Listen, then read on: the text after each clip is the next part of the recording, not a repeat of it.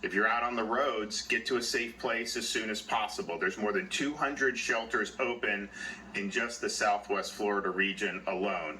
We're already seeing bridge closures. The Skyway Bridge is closed now, going from Manatee to Pinellas counties. There's 40,000 power outages reported, but outside of Southwest Florida, crews are responding to those power outages. Don't go outside in the eye of the storm. It's still dangerous. There's actually a calmness if the center of the hurricane is right over you. You think maybe the storm has passed. That's not the case. It's still very dangerous. There's possibilities of tornadoes. It would also be very difficult to potentially get back into your home. So even if it seems calm, wait to make sure that the storm has actually passed. Once the storm has passed and it's safe to go outside, I urge you to be cautious. Avoid down power lines. Avoid standing water. Stay clear of damaged trees.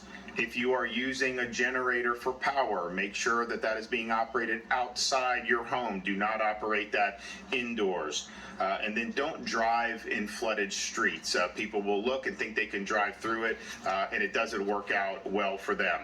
As the storm has approached, we've already had enough winds to have local bridges closed. So the bridge on State Road 64, Manatee Avenue East, has now been closed. The bridge at SR 684 and Cortez Road has now been closed, and the John Ringling Causeway has been closed. And that is basically a function of when the winds reach a certain threshold. Obviously, you're going to see more bridge use suspended given the ferocity of this storm. This morning, Director Guthrie asked for additional airlift, hoist, and high water vehicles from the Department of Defense in coordination with FEMA. The Department of Transportation also has 1,200 personnel on standby to perform cut and toss operations. We're bringing in supplies by plane, boat, and by high water vehicle. All the airports in Southwest Florida have leave behind teams in place so that they will be able to get the runways in good shape once the storm has passed. We have 5,000 Florida Guardsmen activated, 2,000 from neighboring states. We have air assets, urban search and rescue teams stationed now in Miami that will be able to respond over to Southwest Florida.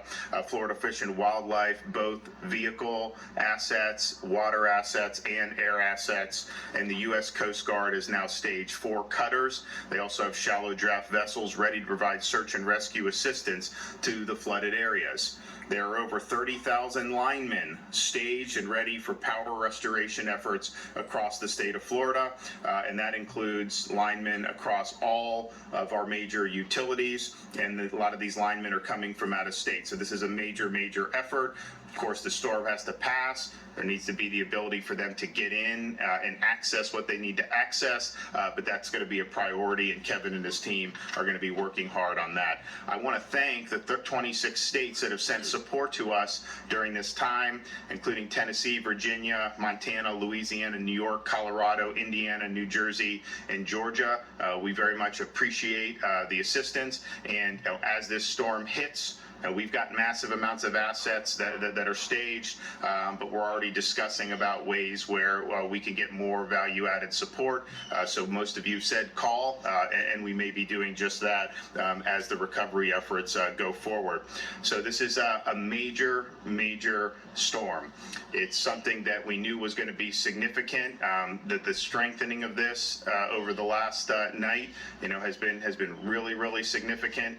It's potentially that it could make landfall as a Category 5, but clearly this is a very powerful major hurricane that's going to have major impacts, both on impact in Southwest Florida, but then as it continues to work through the state, it is going to have major, major impacts in terms of wind, in terms of rain, in terms of flooding.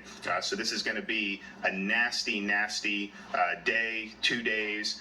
Probably we think now it will be exiting the peninsula sometime on Thursday. Thursday, yesterday, based on how fast it was moving. Thought maybe it would be till the wee hours of Friday morning. So this is going to be a rough stretch. We're here to respond to the areas that are affected once the storm is passed.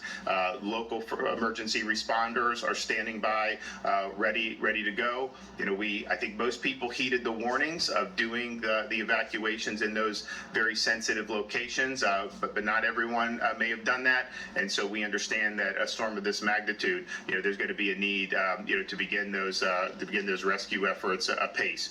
Kevin Guthrie is here for an update from Florida DEM.